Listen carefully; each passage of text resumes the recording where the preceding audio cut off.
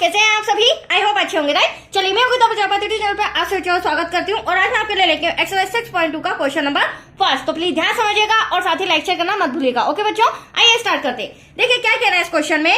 आकृति 6.17 ये आकृति दी गई है, सम के अंदर दी गई है, जो कि मैंने कॉपी में ड्रॉ बना लिया इनके, ठीक है। फर्स्ट और सेकेंड में डीई समांतर है बीसी के, तो आप फर्स्ट ड्रॉ देखेंगे तो ये रहा डी और यहाँ पर बीसी, ये दोनों आपस में समांतर है।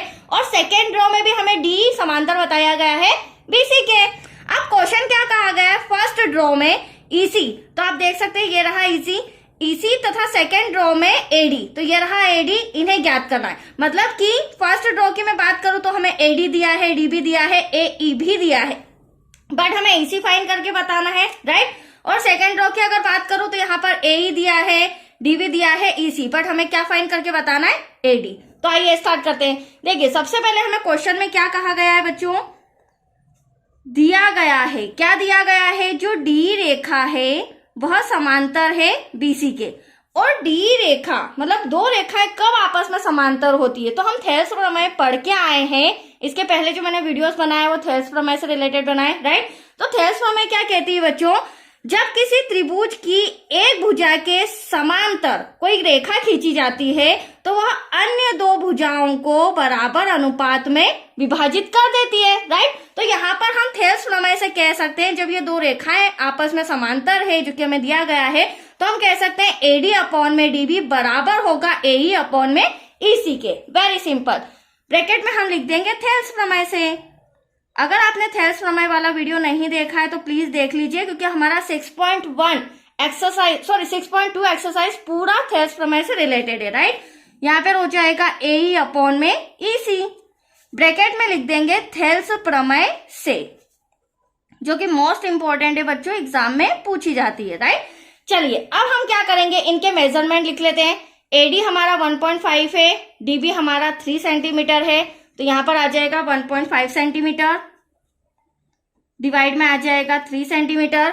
एई हमें 1 सेंटीमीटर दिया गया है, बट इसी हमें फाइंड करना है, तो यहाँ पर एई कितना हो जाएगा बच्चों, 1 सेंटीमीटर हो जाएगा। और ईसी जो कि हमें फाइंड करना है, क्रॉस मल्टीप्लीकेशन, ईसी का 1.5 में मल्टीप्लाई करेंगे तो 1.5 मल्टीप्लाई बाय ईसी हो जाएगा, राइट, इक्वल टू 3 1 जा 3। नेक्स्ट स्टेप में क्या करेंगे, ईसी ऐसा का ऐसा, 3 ऐसा का ऐसा, बट इंटू का 1.5 कहाँ आ जाएगा बच्चों, डिवाइड में आ जाएगा, तो मैं इस तरह से डिवाइड में लिख देती हूं।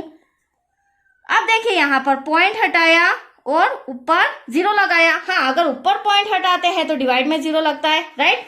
अब यहीं पर मैं आगे सॉल्व करके बताती हूँ। ईसी इक्वल टू हमारे पास सिंपल डिजिट क्या आ गई, 30 डिवाइड में 15। अब इसे कैंसिल करेंगे तो वेरी सिंपल, 15 में 15, 15 2 30। तो एटलीस्ट हमारा जो ईसी है वो कितना आया है, वो आया है 2 सेंटीमीटर। तो दैट्स योर आंसर, यहाँ पर आ जाएगा 2 सेंटीमीटर। और यही हमें फाइंड करना था। तो आया आपको समझ में, ड्रॉ के अंदर हमारा ईसी आया है 2 सेंटीमीटर। अब सेकेंड ड्रॉ दिया गया है, जो कि मैंने यहाँ पर बना के भी रखा है, यहाँ पर मैं आपको समझाती हूँ। तो देख लीजिए, वही कंडीशन हो जाएगी जो फर्स्ट ड्रॉ में हमने फाइंड की थी। यहाँ पर एडी फाइंड करना है, तो थेल्स प्रमेय से दो रेखाएं कब समांतर होती है, जब किसी त्रिभुज की एक भुजा के समांतर दूसरी रेखा खींची गई हो और वह अन्य दो भुजाओं को समान अनुपात में या समान बिंदुओं पे विभाजित करके समान अनुपात में बांट देती है। तो यहाँ पर भी वही रूल होगा, एडी अपॉन में डीबी बराबर है एई अपॉन में ईसी के। तो यहाँ लिखेंगे बच्चों, दिया है, क्या दिया गया है, डी समांतर है बीसी के, राइट। और डी समांतर बीसी के है, तो हम लिख सकते हैं एडी अपॉन में डीबी। तो ये रहा आपका एडी अपॉन में डीबी बराबर है एई अपॉन में ईसी के। अब एडी हमें फाइंड करना है, वो ऐसा कैसा आ जाएगा, राइट। तो एडी हम लिख देंगे, डीबी आप देख सकते हैं हमें दिया गया है 7.2 सेंटीमीटर, एई हमें दिया गया है 1.8 सेंटीमीटर, देन ईसी हमें दिया गया है 5.4 सेंटीमीटर, ठीक है। जो मेजरमेंट दिए थे वो मैंने रिटर्न कर लिए हैं। अब क्रॉस मल्टीप्लीकेशन करके हम सॉल्व करेंगे, तो 5.4 multiply by AD equals to 1.8 multiply by, ये मल्टीप्लाई डिवाइड का इधर आके मल्टीप्लाई में हो जाएगा 7.2। अब हमें तो एडी फाइंड करना है, राइट बच्चों। तो क्या करेंगे, नेक्स्ट स्टेप 5.4 डिवाइड में आ जाएगा यहाँ पर तो आएगा हमारा 1.8 मल्टीप्लाई बाय 7.2 और 5.4 इंटू का है तो कहाँ आ जाएगा, डिवाइड में, बराबर के इधर। यहाँ तो कोई डाउट आपको? अब देखिए अब इसे कैंसिल करते हैं। तो देखो जब ऊपर भी पॉइंट है नीचे भी पॉइंट है तो पॉइंट से पॉइंट कैंसिल हो जाएगा, और यहाँ पर कैंसिल इसलिए हो रहा है क्योंकि दोनों के साथ एक एक डिजिट है। That's clear. चलिए अब ये हमारे सिंपल डिजिट हो गई, 18 हो गया, ये हो गया 54। अब 18 के टेबल में 54 कितनी टाइम आता है, 3 टाइम। 18 1 18, 18 3 54। That's clear. अब 3 से हम 7.2 को कैंसिल करते हैं, 3 1 3, 3 2 6, बचा हमारे पास यहाँ 1, 12 हो गया, 3 4 12। बट यहाँ पर जो पॉइंट है वह कैंसिल नहीं हुआ है, ठीक है।